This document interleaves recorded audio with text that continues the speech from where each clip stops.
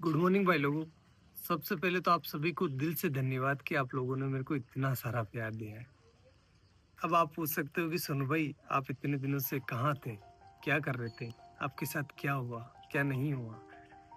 तो भाई लोगों सच बता रहा हूँ, पिछले 60 दिनों से मैं अपने घर पर बैठकर रो रहा हूँ। बहुत सारी एंजाइटी फील कर रहा हूँ और बहुत कुछ हो रहा है, मतलब क्योंकि मेरी जिंदगी बर्बाद हो चुकी है। अब मेरे पास कुछ भी नहीं है करने को। क्या हुआ है मेरे साथ,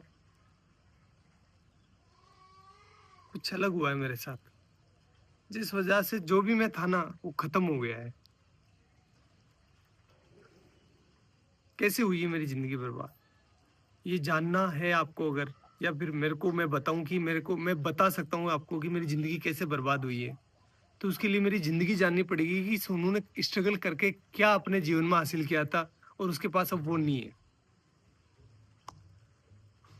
सोनू जिंदा रहने के लिए भी संघर्ष करा है सोनू भाई ने,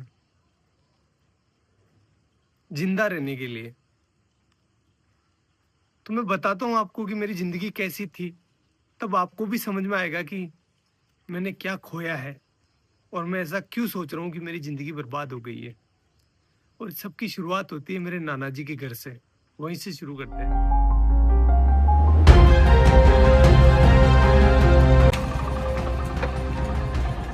गाइज ये है मेरे नाना नानी का घर, जहां पर मेरा जन्म हुआ था। चलो अंदर चलकर देखते हैं कौन कौन है।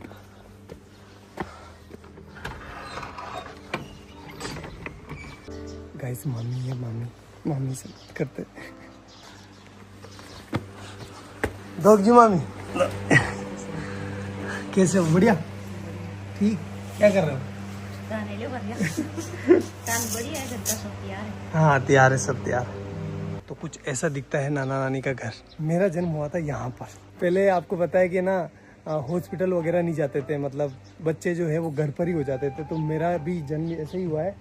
मामी हम यहाँ कौन से कमरे में रहते थे पहले, जब मैं छोटा था ना, बच्चा था तब? इस वाले में। ये है वो रूम जहाँ पर हम बचपन में रहा करते थे, ये वाला। देखो आप, ये देखो इधर इधर इधर इधर। इस वाले रूम में जो है भेड़ और बकरियों के बच्चे रहा करते थे, क्योंकि बाहर कुत्ते मार देते थे ना, इसलिए। और इस वाले पोर्शन में जो है मेरी बूढ़ी नानी, जो अब इस दुनिया में नहीं है, और मेरी मम्मी दोनों रहा करती थी। और यहीं पर हम जो है पले बड़े हुए हैं। एक्चुअली में हुआ क्या था गाइस कि यार वो एल्कोहलिक थे, थोड़ा सा उनकी हैबिट थी कि उनको नशा लग गया था।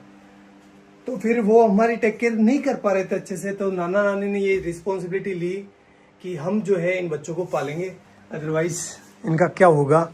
तो उन्होंने हमें यहाँ लेकर आए और यहीं पर जो है मम्मी अपना काम करती थी, साथ ही साथ हमारा पालन पोषण यहीं हो रहा था।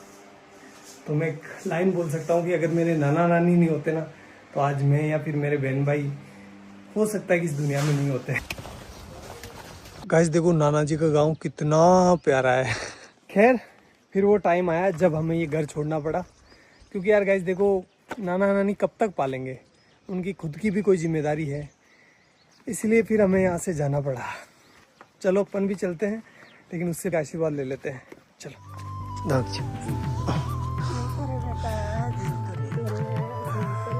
मेरी नानी है, आपको बाद में बताऊंगा इनके बारे में भी। और अपने गांव आते ही हमें घरेलू परिस्थितियों के कारण अपने घर नहीं घुसने दिया गया, इसलिए हमने बड़े पापा की कोठी का चुनाव किया। म्याऊ म्याऊ।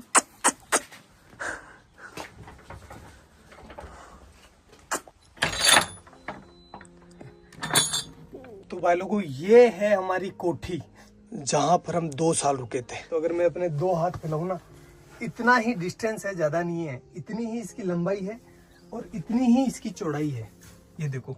और हाइट आप देख सकते हो, बस इतना ही है। मेरी हाइट थोड़ी कम है, इस वजह से यहाँ पर जगह भी कम रह गई थी। केवल यहाँ पर एक छोटा सा मचान बिछाने के लिए जगह थी।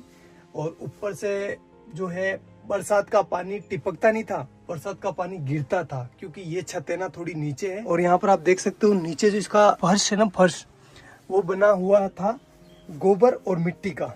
इस वजह से यहाँ पर कभी कभी सांप आ जाया करते थे, अपने घर बना लिया करते थे। और भाई लोगों इस घर में हमें जिंदा रखने की जिम्मेदारी आ गई हमारे मम्मी के कंधों पर। और इस वजह से पहले भी काम किया उन्होंने, लेकिन उन्होंने 10 रुपए मजदूरी में काम चालू कर दिया। 10 रुपए में से 5 रुपए के वो हमारे लिए चावल लेकर आती थी। मैं लेकर आया हूँ आपको बताने के लिए कि उस टाइम कितने चावल आते थे। इतने चावल आते थे 5 रुपए के। तो इन चावलों से वो हमारा पेट भरती थी, तीनों बहन भाइयों का सॉरी, और खुद भूखी सो जाती थी कि मेरे बच्चों का पेट भर जाए, बस बहुत है, मैं तो निकाल लूंगी रात। और हम ना समझते उस टाइम, तो हम नहीं समझ पा रहे थे कि हमारी माँ जो है वो भूखी सो रही है। हम तो बस अपना पेट भरने का ध्यान दे रहे थे। लेकिन मेरी मम्मी जो है उस टाइम बिना कुछ खाए भूखी सो रही थी। एक जो कटोरी होती है आटे की, उसको संभाल के रख रही थी कि जब बुरा टाइम आएगा तो मैं अपने बच्चों को खिलाऊंगी। खुद कुछ नहीं खा रही थी, एक टाइम खाना खाती थी पूरे दिन में वो, और कंटिन्यूस काम कर रही थी वो।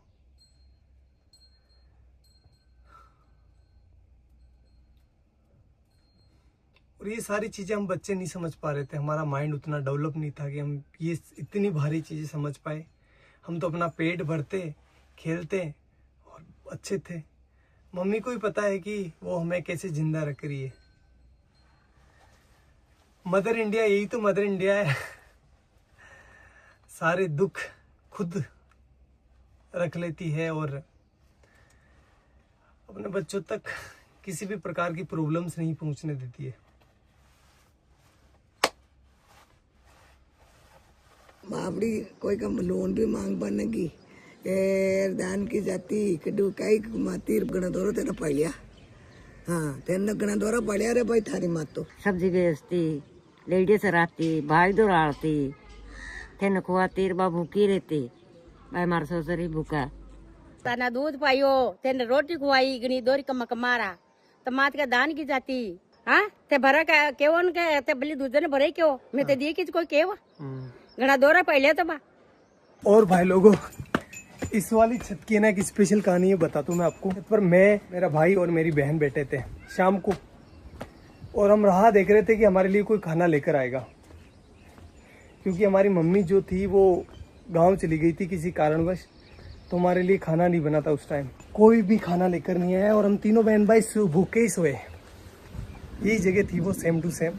एक बात बताऊँ आपको, जब आप भूखे होते हैं ना तो आपको अच्छे से नींद नहीं आती। देख लेना एक बार। चलो मैं आपको अपनी बहन से मिलवाता हूँ। अगर भाई नहीं होता अपना तो अपन आज क्या होते हैं, कहाँ पर होते हैं? कुछ भी नहीं होते हैं, कुछ भी वजूद नहीं होता हमारा। जिंदा होते? नहीं हा? नहीं। भाई ने क्या किया अपने लिए? बहुत मेहनत की, बहुत हमें शिक्षित किया। बड़े भाई ने हमें सब कुछ सिखाया, सब कुछ दिया। गाइस बात है 2008 की, जब मेरा बड़ा वाला भाई इस पीछे वाले स्कूल में पढ़ाई करता था। उस टाइम हुआ क्या था, कुछ शरारती बच्चों ने स्कूल की घंटी जो बेल होती है उसको छुपा लिया था, और उसका सारा इल्जाम मेरे भाई पर लग गया। भाई को स्कूल से सस्पेंड कर दिया गया। देन हमने जैसे तैसे कर करा के भाई का एडमिशन जो है वो बाहर की स्कूल में करवा दिया, जहाँ पर वो कुछ किराया देकर स्कूल चला जाता था।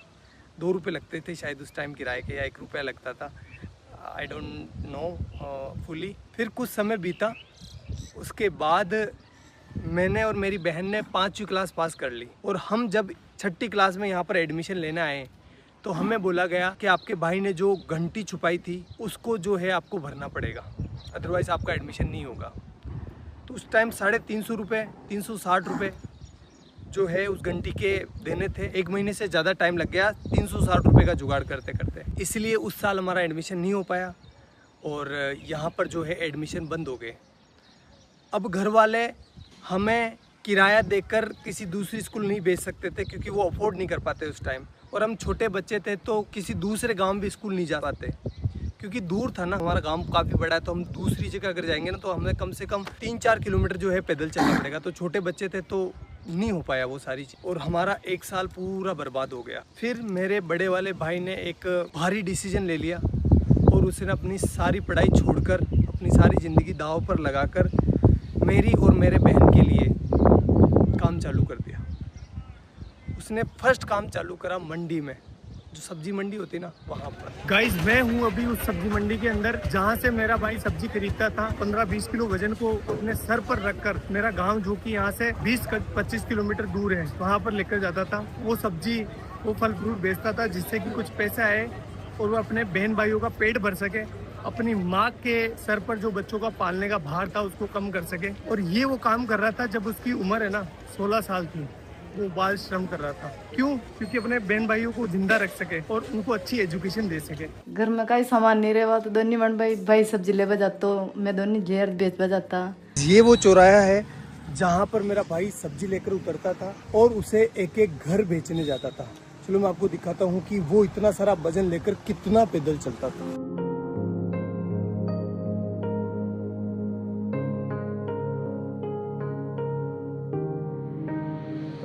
उस 20 किलो वजन को अपने सर पर रखकर इन घरों में घूम घूम कर सब्जियां बेचता था। इस काम में कुछ लोग पैसे नहीं देते थे, मतलब सब्जियां उधार ले लेते थे और फिर बोलते थे कल ले लेना, परसों ले लेना। भाई लोगों एक बार की बात है, सामने जो पाबूजी महाराज का मंदिर दिखाई दे रहा है ना, उनके बारे में ऐसा बताया गया, जो लड़के बैठे होते हैं ना चौराहे पर, बदमाश नहीं बदमोश, उन्होंने ऐसा बोला कि मेला है पाबूजी महाराज का, तो इस दिन इस डेट को पाबूजी महाराज का मेला है, तो तुम अपनी सब्जियां और फल फ्रूट लेकर आ जाना यहाँ पर। तो हमने सोचा अच्छा है कि हमारा जो है फल फ्रूट बिक जाएगा और हमारा कुछ बेनिफिट हो जाएगा। हम आए तीनों बहन भाई, तो यहाँ पर आकर देखा तो कोई मेला नहीं था और उन्होंने थोड़े से हमसे फल फ्रूट ले लिए और हमको डरा धमका के भगा दिया।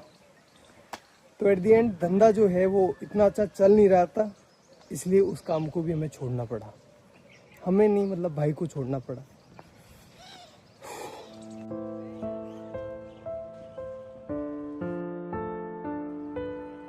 और गाइस फिर मेरे भाई ने खिलौनों की दुकान पर काम चालू कर दिया, जहां पर उनकी सैलरी थी 50 रुपए पर डे, यानी 1500 रुपए पर मंथ।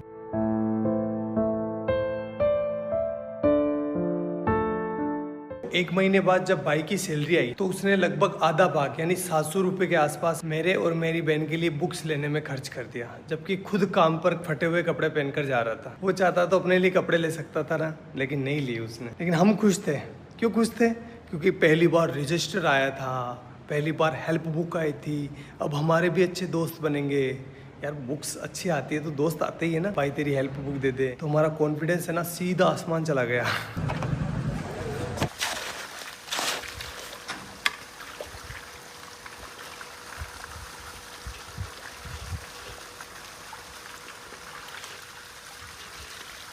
भाई लोगों अब मेरी बारी थी, जो भी मैंने लिया है ना उसको वापस रिटर्न करने की, इसलिए मैं काम करने लग गया।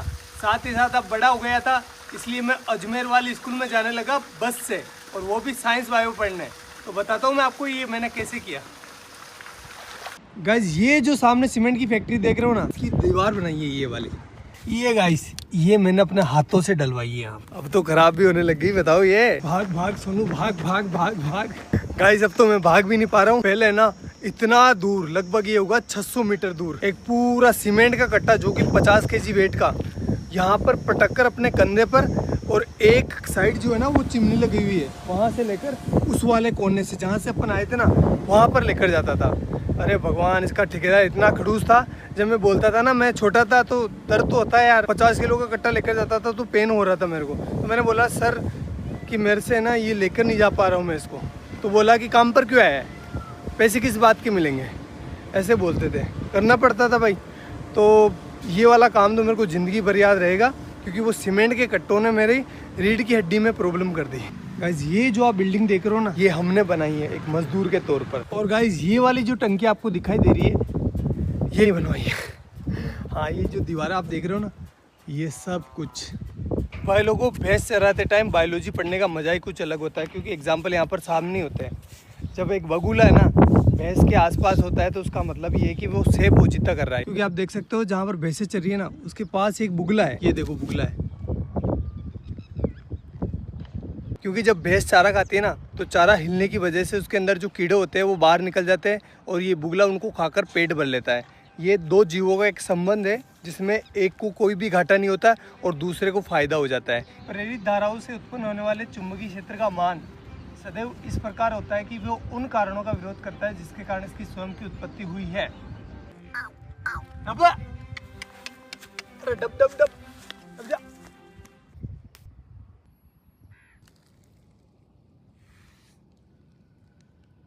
अब भाई लोगों, अब रिजल्ट का टाइम, लेकिन वो मैं यहाँ नहीं बताऊंगा, मैं बताऊंगा उस वाले पहाड़ के ऊपर। तो चलो चलते हैं। अरे काटे काटे है तो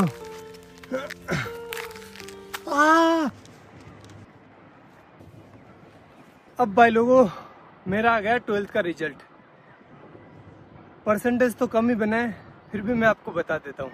ये देखो 77%, जिसमें से केमिस्ट्री में आए 93 डिक्टेशन और फिजिक्स में आए हैं 87 डिक्टेशन। भाई लोगों, ये मेरे परसेंटेज नहीं है, ये लेकर आया मेरे जीवन में कॉन्फिडेंस। अभी तक भी मेरे जीवन में कोई हार्ड काम आता है ना, तो मेरे को अंदर से आवाज़ होती है कि तू कर लेगा, डर मत, तू कर लेगा। लेकिन इस बार है ना, मेरे को सोनू का सूरज डूबता हुआ दिखाई दे रहा है।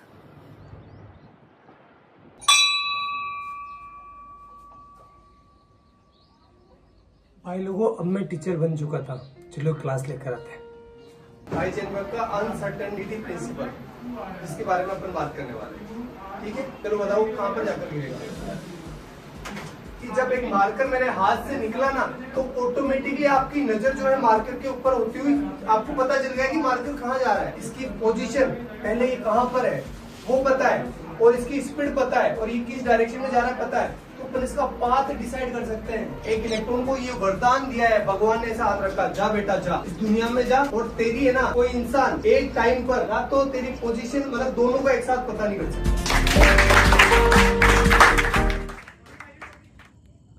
फिर ऐसे करते करते मैं टीचर बन गया, और मेरे पास बहुत काम था। 3-4 कोचिंग ऑफलाइन जाता था, 1-2 ऑनलाइन थी, मतलब मस्त। और जो भी चीज़ें मैंने अपने परिवार के लिए सोची थी, भाई के लिए, मम्मी के लिए, वो मैं कर रहा था अच्छे से, कोई दिक्कत नहीं थी।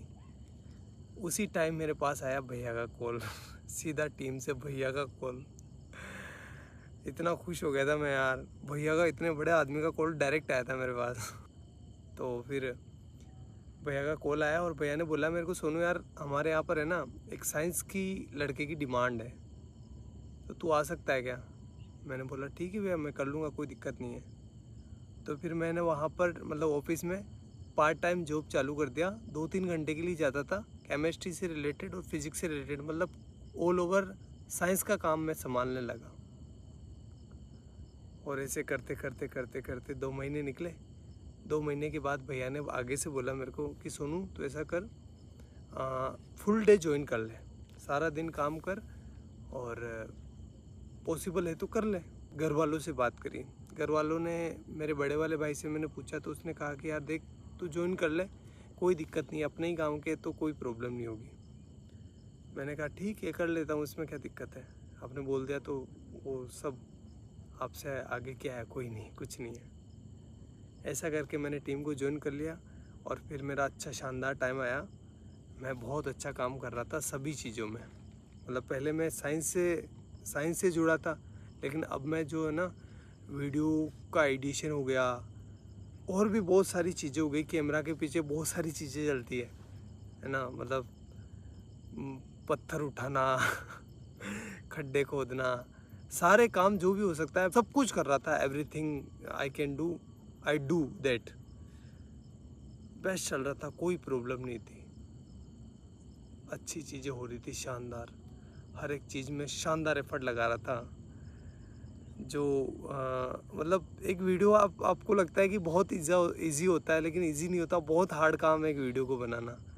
जैसे एग्जांपल के तौर पर मैं बोलूँ तो जो बनाना है ना, बनाना से पोटेशियम निकाला था, आपको याद होगा, वो 20-23 मिनट की वीडियो थी, अच्छी भी चली थी वो वीडियो। उस वीडियो को मैं संभाल रहा था पीछे, उसका सारा केमिस्ट्री मैं संभाल रहा था। उस वीडियो को गाइस शूट करते करते 2 से 3 महीने निकल गए, इतना एफर्ट लगाया इस पर, और वो वीडियो चली भी सही, आपका प्यार भी दिखा उसमें। तो ये तो एक एग्जांपल है, बाकी बहुत सारे काम किए, जैसे डायमंड वाला, और भी बहुत सारे साइंस के सारे प्रोजेक्ट थे ना, वो मैं हैंडल करता था बिहाइंड द कैमरा, और चीज़ें अच्छी चल रही थी, मतलब कोई दिक्कत नहीं था, सब कुछ शानदार था। मैं सारे कंपनी के रूल एंड रेगुलेशंस फॉलो कर रहा था, मेरी अटेंडेंस की भी कमी नहीं थी, हर एक चीज़ बेस्ट थी। और मैं भैया की इतनी रेस्पेक्ट करता हूँ, आज भी करता हूँ, कि भैया के सामने कभी ऐसा टाइम था मैं चेयर पर नहीं बैठता था। मतलब मुझे लगता था कि नहीं, मेरी औकात नहीं इनके बराबर बैठने की। और आज तक मैं उनसे हैंडशेक नहीं करता। जब भी वो कुछ अच्छी चीज़ करते ना तो वो हैंडशेक करते थे। मैंने मतलब मेरा ऐसा था कि नहीं यार, भैया से हैंडशेक कैसे कर सकते हैं अपन। मैं उनके पैर छूता था, इतनी इस लेवल पर रेस्पेक्ट कर रहा था मैं। सब कुछ चीज़ें शानदार चल रही थी, कोई भी प्रॉब्लम नहीं थी किसी भी प्रकार से। अभी 2-3 महीने पहले ही मेरे साथ कुछ ऐसा हुआ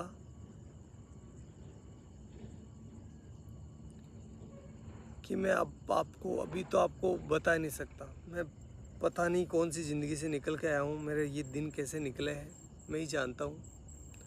वो तो आप लोगों का प्यार है और घर वालों का प्यार है, लेकिन मैं एक बहुत हार्ड टाइम से निकला हूँ। तो मैं कुछ बोलकर क्योंकि मेरी मेंटल हेल्थ और मेरी इमोशनल हेल्थ दोनों ही ठीक नहीं अभी। मैं और इसको ख़राब नहीं करना चाहता। और अब जो है मेरी ज़िंदगी ख़राब हो गई है, बर्बाद हो गई है पूरी। ना तो मैं टीचिंग का रहा, ना मैं यूट्यूब का रहा। और सच बता रहा हूँ भाई लोगों, कुछ लोगों के मन में कुछ भी आ सकता है, लेकिन मैंने किसी को धोखा नहीं दिया है। मैंने सिर्फ एक बार मौत को धोखा दिया था, जब मेरे को पानी में फेंक दिया गया था, छोटा था तब। तो उस टाइम मैं मरने से बचा था, बड़े वाले भाई ने बचाया था मेरे को। तो उस टाइम मौत को धोखा दिया है मैंने। बाकी मेरी ज़िंदगी में मैं किसी को सोच भी नहीं सकता। मतलब मेरी ज़िंदगी ख़राब हो गई है, पूरी बर्बाद हो गई है, मैं कहीं का ना रहा।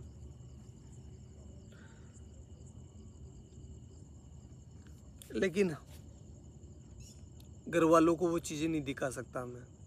वो मेरी वजह से परेशान हो रहे थे, और आगे से मैं रहूँगा भी नहीं। ना तो आपके सामने रहूँगा, ना घर वालों के सामने रहूँगा।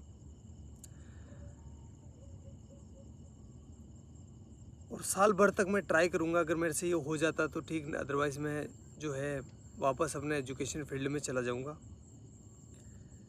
और साथ ही जो है अपनी एजुकेशन को भी सुधारूँगा। और साथ ही ये करके देखना पड़ेगा, सिचुएशन ऐसी हो गई है कि मेरे को करना पड़ेगा, क्योंकि मैं क्या करूँगा अब। और आगे आने वाले टाइम में बताऊँगा मैं आपको कि मेरे साथ क्या हुआ है, लेकिन अभी मेरे को माफ़ करना, मैं नहीं बता सकता। मैं वापस वो डार्क टाइम नहीं देखना चाहता। आगे जाकर बताऊँगा, मैं पक्का बताऊँगा, लेकिन अभी नहीं। हाथ जोड़कर रिक्वेस्ट है।